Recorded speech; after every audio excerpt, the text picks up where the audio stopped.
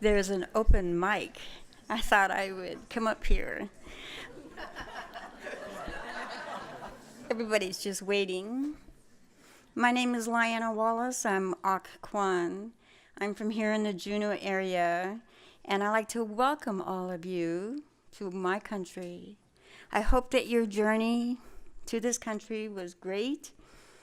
Many of us are, like myself, we came under the glaciers, so I don't think you did that. But our words begin in our heart. As they move up, they gain breath, and then the words come alive, and the words travel forever and ever and ever. They say over mountains and across the sea. Because our words are alive, we don't want them to just fall anywhere. And so usually a cedar bark was placed in front. I don't have a cedar bark today, but I do have a forestry of trees from Mount Juneau, where we have a cave called Onto. This I lay before you all and everybody in all our words, so they'll have a beautiful place to land. Welcome, welcome, welcome. Goodness Chish. Yake Ikwasatini, it is good to see you. Sani Yukhatuasaki. Raven, Yatihit, I am from the Big Dipper house. Ask me for more stories, but I only have a minute. I would like to welcome my counterpart here, Ernestine Hayes. You know, in nature, we all have a traveling partner. You know, the marble and roulette, and they travel with the king salmon. Uh-oh, that's a secret. But we all have traveling partners. Sometimes the ones that match from the sky match the ones in the water, and the ones from the water match the ones that are in the sky. There's always these many dimensions. You never travel alone. And so today, Ernestine Hayes is with me. She is Kagwantan, and we are both from Juneau. And again, welcome, welcome.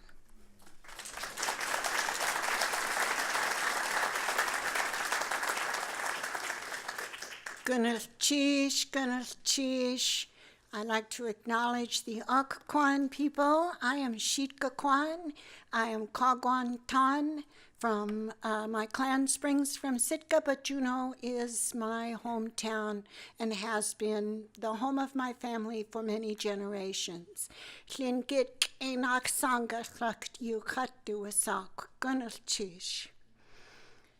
It is an extreme honor to be in the same room as an artist of Tracy K. Smith's caliber.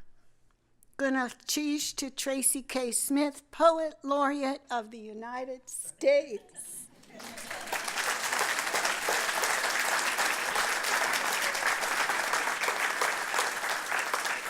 Tracy K. Smith has been a Stegner Fellow at Stanford, has taught Medgar Evers College in New York, at the University of Pittsburgh, at Columbia University, and is now the Roger S. Berlin Professor in the Humanities and Director of the Creative Writing Program at Princeton University.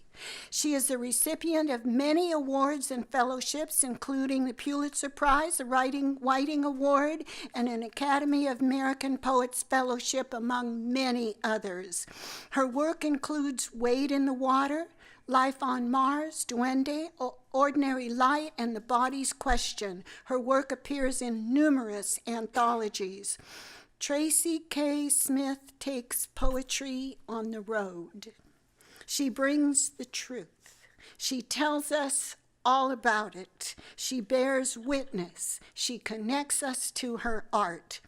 Tracy K. Smith, Poet Laureate of the United States, has remarked that talking about poems is a way of collapsing the distance between strangers, and indeed, her work allows us to hear the many varied voices of humanity.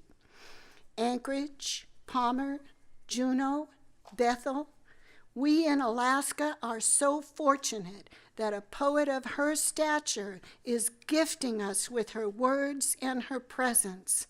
Gunnach cheese yeach to wooya tea, gunnach cheese yeach to wooya tea, gunnach cheese. Friends, Poet Laureate of the United States, Tracy K. Smith.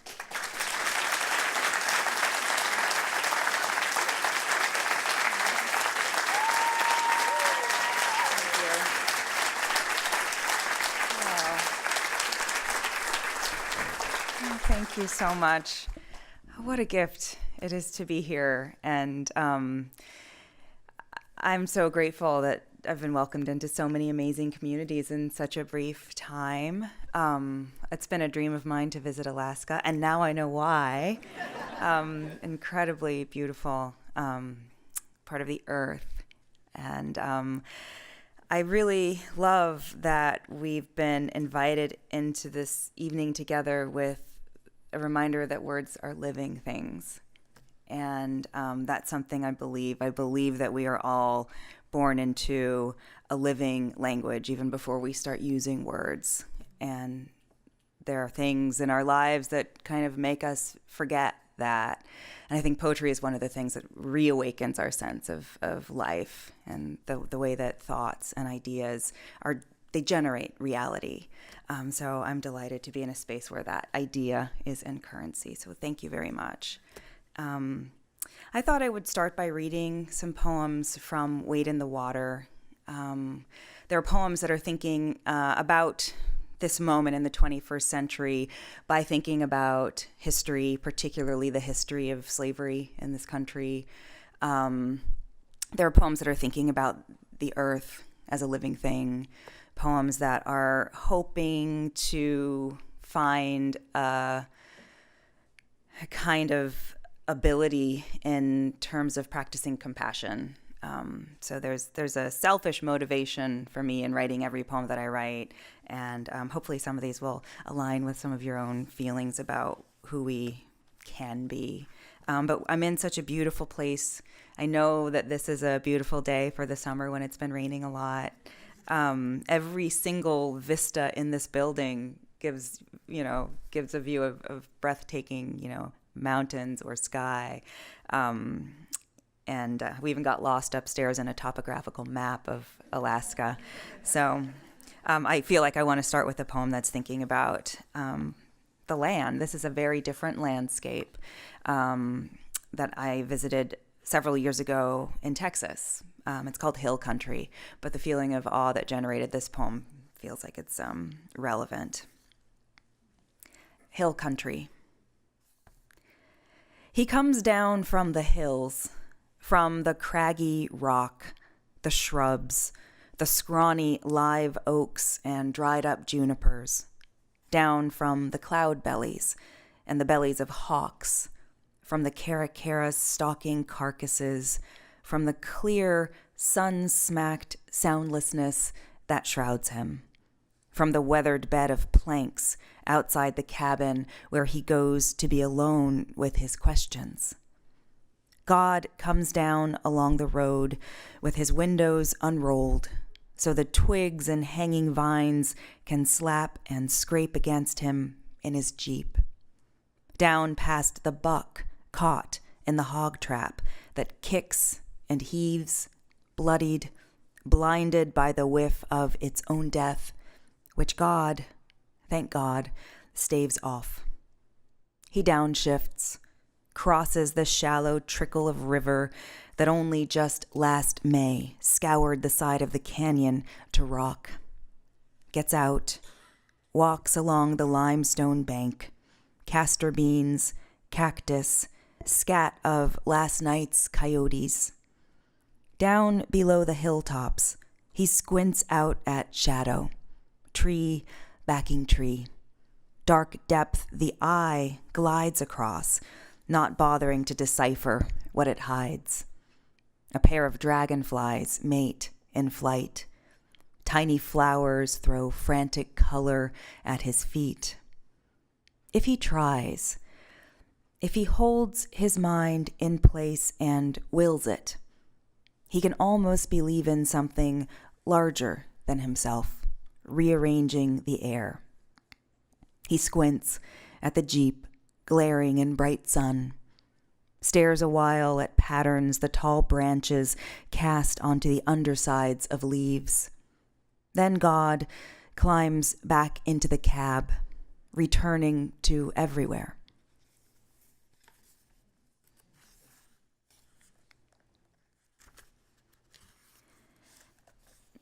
This is, so in the conversations that we've had on this trip and others to different, communities, like today with some young people at the Johnson Center, we've talked about, what you hear in poems, what poems are doing, different things that poems ask you to hold in your mind, even while the body of the poem does something else. And this is one of those poems that the title says one thing that I hope you'll hold in your mind while the poem does something a little bit different. This is called "The World is Your Beautiful Younger Sister." So, the world is your beautiful younger sister. Seeing her as seldom as you do, it doesn't change. The ire, the shame, the fists you must remember to smooth flat, just thinking what they did, what they promised, then took. Those men who offered to pay, to keep, the clan of them lording it over the others like high school boys and their kid brothers. Men with interests to protect and mute marble wives. Men who let her beam into their faces, watching her shoulders rise, her astonishing new breasts, making her believe it was she who gave permission. They plundered her youth, then moved on. Those awful, awful men, the ones whose wealth is a kind of filth.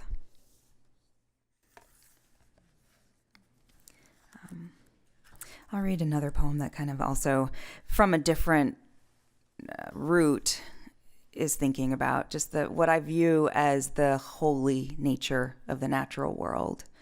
This poem begins with a scene that I know came from a dream, but I still don't quite know if it was just a dream. And the poem was a really exciting way of elaborating upon that feeling and indulging the notion that perhaps it was real. It's called "The Angels." Two slung themselves across chairs once in my motel room, grizzled in leather biker gear, emissaries for something I needed to see. I was worn down by an awful panic, a wrenching in the gut, contortions.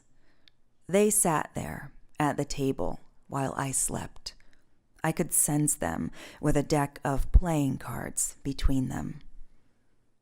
To think of how they smelled, what comes to mind is rum and gasoline. And when they spoke, though I couldn't, I dared not look. I glimpsed how one's teeth were ground down almost to nubs, which makes me hope some might be straight up thugs, young, slim, raw, who bounce and roll with fearsome grace, whose very voices cause faint souls to quake. Quake then, fools, and fall away. What God do you imagine we obey? Think of the toil we must cost them, one scaled perfectly to eternity. And still they come, telling us through the ages not to fear. Just those two, that once, and never again for me since. Though there are there sightings, flashes, hints? A proud tree in vivid sun, branches swaying in strong wind, rain hurling itself at the roof, boulders, mounds of earth mistaken for dead does, lions in crouch. A rust-stained pipe where a house once stood, which I take each time I pass it for an owl. Bright whorl, so dangerous and near. My mother sat whispering with it at the end of her life, while all the rooms of our house filled up with night.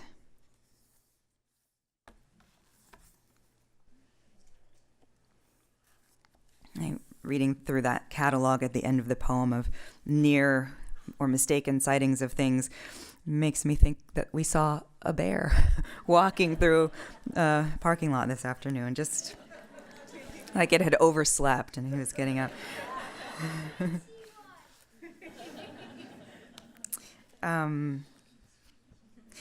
We did. Annunciation. A lot of the poems in this book have titles that allude to like biblical stories. That's the other history I think that I'm leaning on. So many of the myths of America are rooted in, biblical sources. And I guess in one way, I wanted to stretch that sense into the present day, into the mundane. But I also wanted to find a way of connecting the real as we now know it to the eternal, which, we, I guess, are a part of that continuum. So this is one poem of that vein. It's called Annunciation. I feel ashamed, finally, of our magnificent paved roads, our bridges slung with steel, our vivid glass, our tantalizing lights, everything enhanced, rehearsed, a trick. I've turned old. I ache most to be confronted by the real, by the cold, the pitiless, the bleak, by the red fox crossing a field after snow, by the broad shadow scraping past overhead. My young son, eyes set at an indeterminate distance, ears locked, tuned inward, caught in some music only he has ever heard. Not our cars, our electronic haze, not the piddling bleats and pings that cause some hearts to race. Ashamed, like a pebble, hard and small, hoping only to be ground to dust by something large and strange and cruel.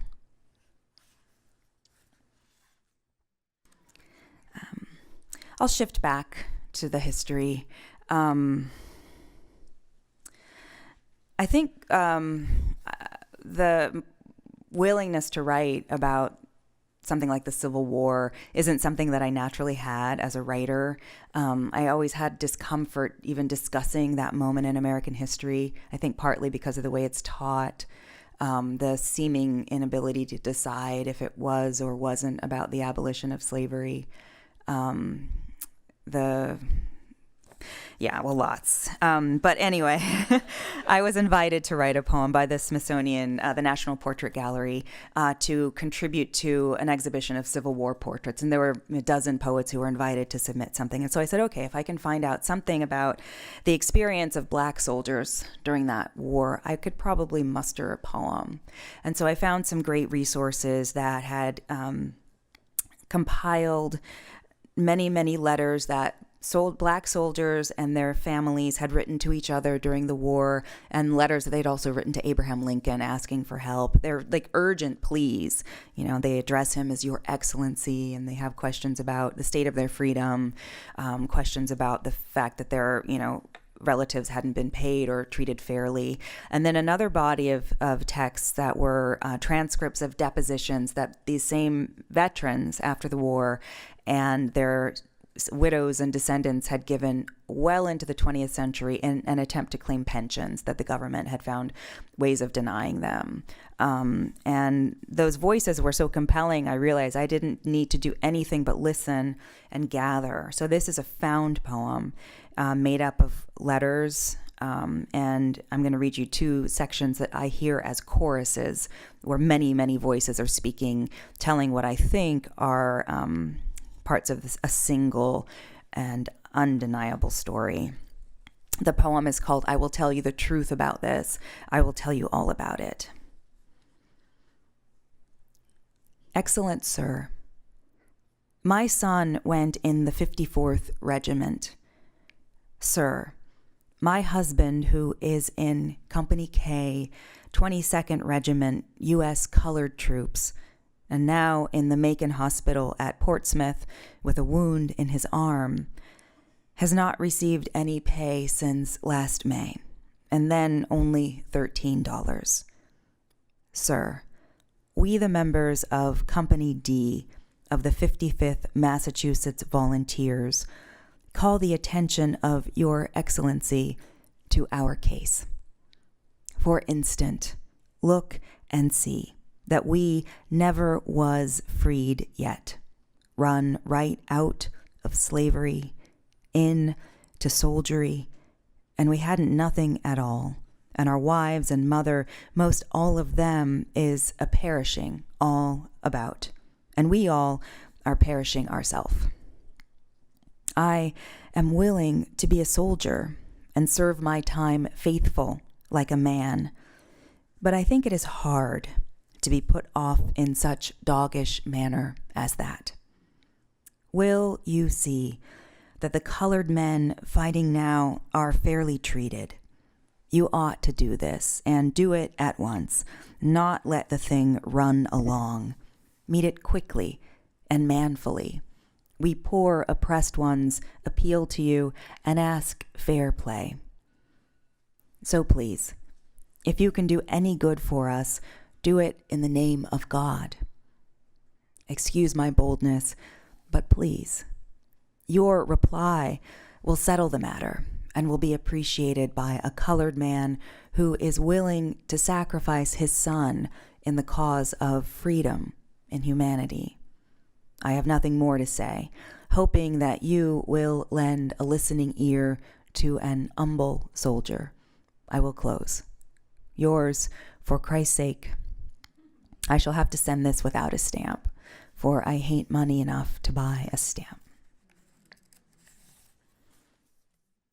I am 60-odd years of age. I am 62 years of age next month. I am about 65 years of age. I reckon I am about 67 years old. I am about 68 years of age. I am on the rise of 80 years of age. I am 89 years old. I am 94 years of age. I don't know my exact age. I am the claimant in this case. I have testified before you 2 different times before. I filed my claim, I think, first about 12 years ago. I am now an applicant for a pension because I understand that all soldiers are entitled to a pension. I claim pension under the general law on account of disease of eyes as a result of smallpox contracted in service. The varicose veins came on both my legs soon after the war, and the sores were there when I first put in my claim. I claim pension for rheumatism and got my toe broke, and I was struck in the side with the breech of a gun, breaking my ribs. I was a man stout and healthy, over 27 years of age when I enlisted. When I enlisted, I had a little mustache and some chin whiskers. I was a green boy right off the farm and did just what I was told to do. When I went to enlist, the recruiting officer said to me, "Your name is John Wilson." I said, "No, my name is Robert Harrison," but he put me down as John Wilson. I was known while in service by that name. I cannot read nor write, and I do not know how my name was spelled when I enlisted, nor do I know how it is spelled now. I always signed my name while in the Army by making my mark. I know my name by sound. My mother said after my discharge that the reason the officer put my name down as John Wilson was he could draw my bounty. I am the son of Solomon and Lucinda Sibley. I am the only living child of Dennis Campbell. My father was George Jordan, and my mother was Millie Jordan. My mother told me that John Barnett was my father. My mother was Mary Eliza Jackson, and my father Reuben Jackson. My name on the roll was Frank Nunn. No, sir, it was not Frank Nern. My full name is Dick Lewis Barnett. I am the applicant for pension on account of having served under the name Lewis Smith, which was the name I wore before the days of slavery were over. My correct name is Hiram Kirkland. Some persons call me Harry, and others call me Henry, but neither is my correct name. I'll read 2 more poems from this book and then share some poems from the anthology that many of you have.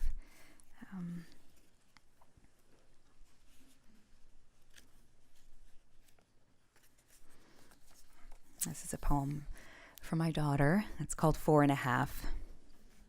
She's now 8.5. 4.5.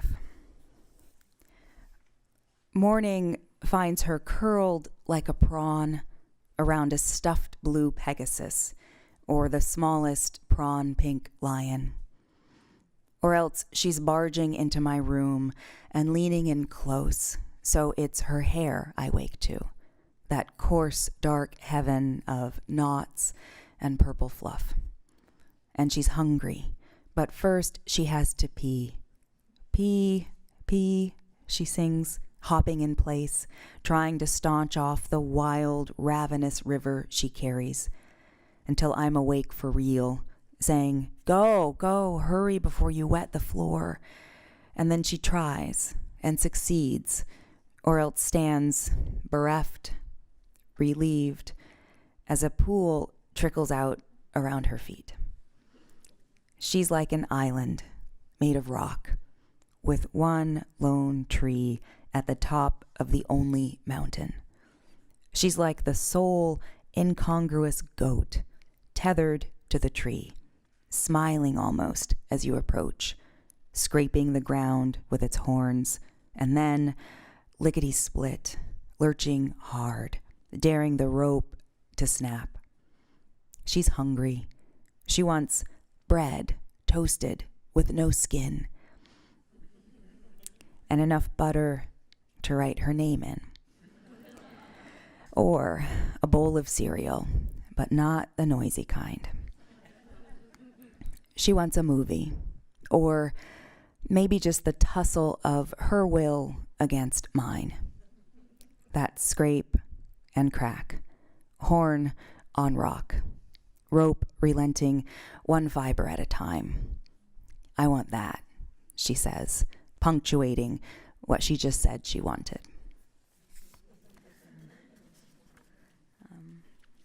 Okay, I'm going to close with what is the last poem in the book, which is called An Old Story. That is kind of a wish, I think. An old story. We were made to understand it would be terrible. Every small want, every niggling urge, every hate, swollen to a kind of epic wind. Livid the land and ravaged like a rageful dream. The worst in us having taken over and broken the rest utterly down. A long age passed, when at last we knew how little would survive us, how little we had mended or built that was not now lost. Something large and old awoke. And then our singing brought on a different manner of weather. Then animals long believed gone crept down from trees. We took new stock of one another. We wept to be reminded of such color.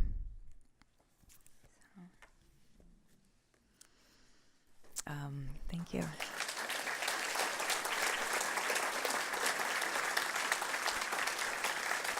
Thanks. So I'd love to share at least a poem or two from American Journal, which is, this handy little anthology that is coming out in a few weeks. It contains 50 poems by 50 living American poets. And I think that they show you 50 different ways of envisioning poetry and what it's useful for. They're kind of conversation starters, or at least that's how we've been using them. It's been exciting to me to share poems in different contexts and hear people's reactions. We read a handful of poems from the book at the Veterans and Pioneers Home in Palmer, and it was really thrilling to hear what memories and associations the poems triggered for people there. We read a couple of poems that even had to do with war, and it was exciting to talk about that with people, many of whom had served. So what I hope we can do now is have a little bit of a conversation. I'll read a poem, and what I ask everyone, even my students, is just this question: what do you notice? I know there is this idea that in order to really experience a poem, you've got to have a specialized vocabulary. You have to have a wide knowledge of the literary, canon. I don't really believe that. I think poems do a lot of work to reach you where you are. And they use language and logic, but they also use rhythm and feeling. They use a kind of, associative movement, which is familiar from the way our dreams work, that tell us these two things that seem like they don't belong together are actually connected somehow.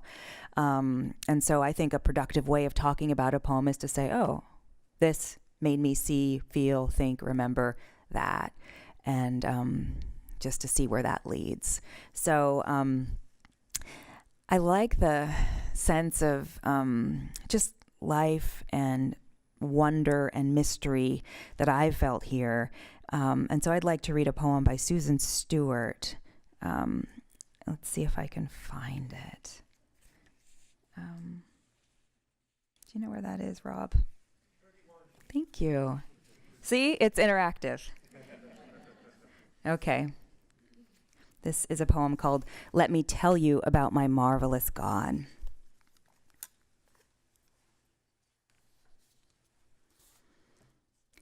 Let me tell you about my marvelous God, how he hides in the hexagons of the bees, how the drought that wrings its leather hands above the world is of his making, as well as the rain in the quiet minutes that leave only thoughts of rain.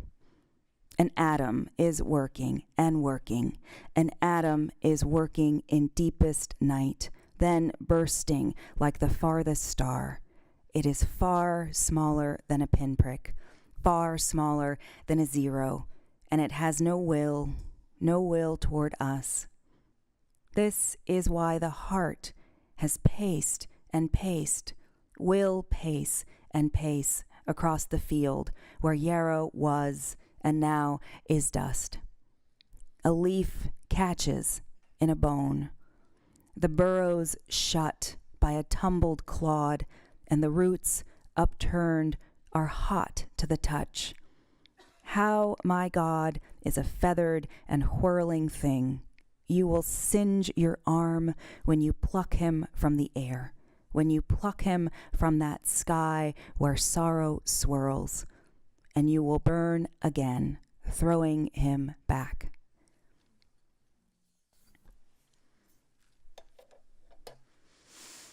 Lots of things are happening in this poem, and we have this. So, let's see if it maybe. If there's something you notice and want to share, Rob has that mic so that it can be recorded. You'll be audible for posterity. But what are some of the things that stand out to you, hearing or reading the poem?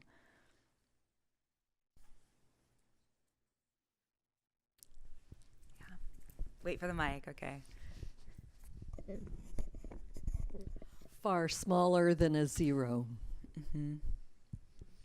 I love the way that there's a radical scale shift that happens, right? We get to the atom and we get even, smaller than that after we've had this massive sense. And then the poem opens back up in a different way. But I love that this marvelous force is huge and invisible, minute.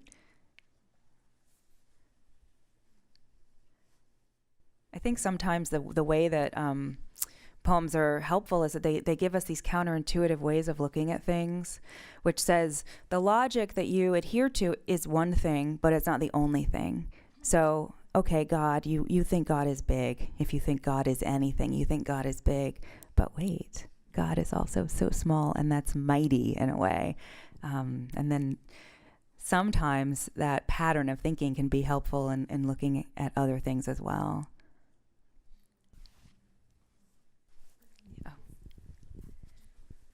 The sense of movement, it's sort of like a tornado feeling, or sort of the circular spinning, is you feel it in the words and the tempo of the poem. Yeah, you really do. Even before we get at the bottom of the poem to whirling thing, the poem has enacted that movement, right? And part of it is repetition. I love those lines, and Adam is working and working. But part of it is just that rhythm that she creates. Was there another comment? Well, two thoughts with you bringing up the atom is working and working. That with all the sort of biblical overtones in the God, I first thought Adam is working and working. And then I just in a place where we rarely get that moment after the rain. But that line where when the rain is, I don't have the book in front of me, but just that it's not the moment, but the moment after the rain, and sort of just the fleetingness of you try to capture something and you're already beyond that. Yeah. And then I'm so susceptible to ideas of God and, this largeness, but I don't think this is a poem that's limited to that, because, there's so many things that tell me this isn't a Bible-based poem. Like, God is lowercase, and it's my marvelous God, and he's hiding in the hexagons of the bees, and suddenly this is something that's rooted in the natural world, or at least hiding in the natural world. So it's sort of disassociated itself from the archetype of the Old Testament God, at least. I don't think it's incompatible, but I think it's a different vocabulary that we're getting, which I think is also exciting. The poem recreates that sense. There's one in the back.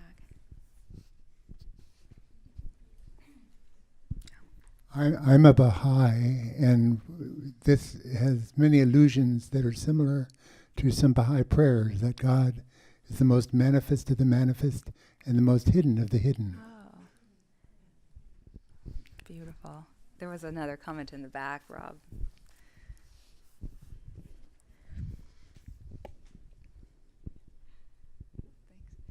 I just couldn't shake the bee. I'm thinking maybe God is a bee because I saw it through the whole poem the minute it came up. So that was fun. Yeah. Mm-hmm. Here's one more in the middle.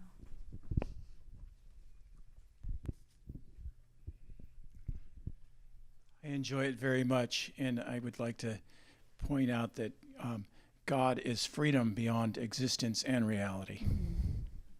I like that. There's one right here. You're like working. Hardest working man in poetry. I think I might have a negative outlook, but her God isn't marvelous at all. He's hiding in a hexagon of a species that's disappearing. Everything's dried out. The rain it's only enough to leave thoughts of rain. Everything's dust, dirt clogged, tumble clod, roots are hot. It just seems like the earth is drying up and going away. Yeah, you're right.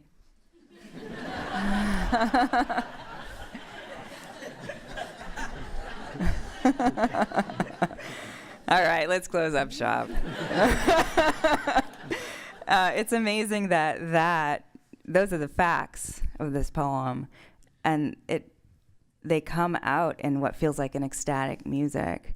They lull you or whip you up. But yeah, a careful reader is going to go back and say, but wait.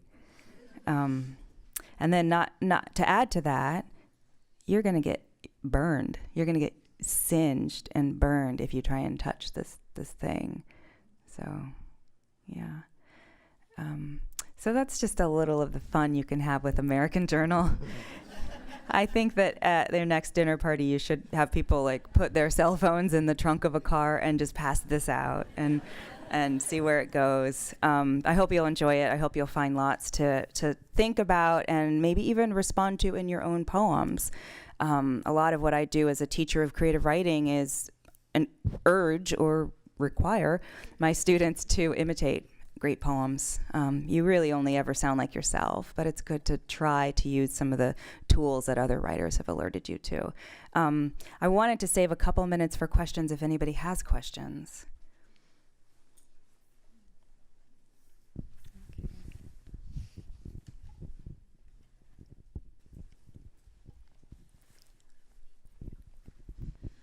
You probably get this question, a whole lot. What draws you to poetry? What made you want to do poetry in the very beginning? Mm-hmm.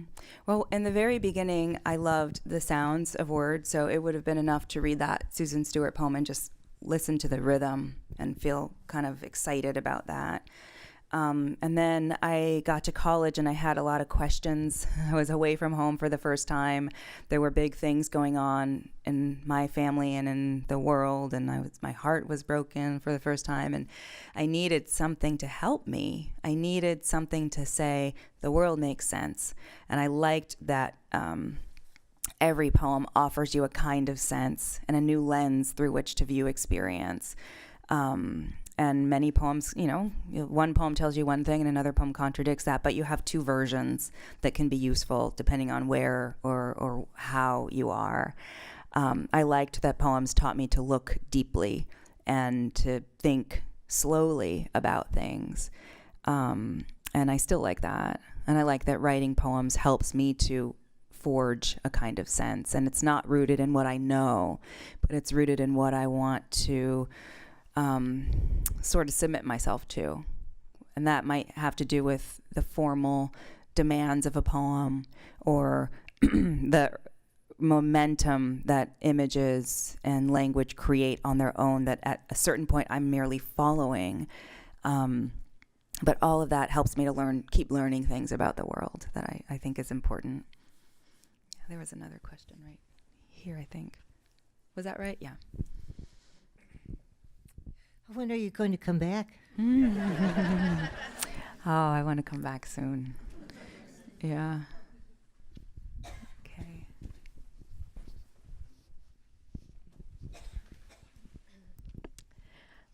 Hi, Tracy. It's an Hi. honor.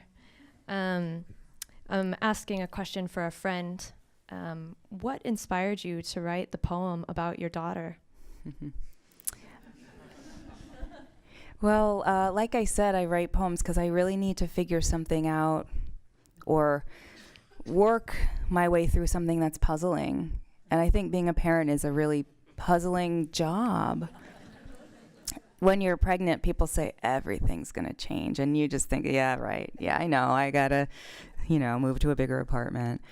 But it's not just that. And so I think the poems about motherhood, poems about having a daughter, are helping me to think through who I am, who she is, and what that means for me. And it doesn't stay still. So those are poems that I find myself turning to again and again.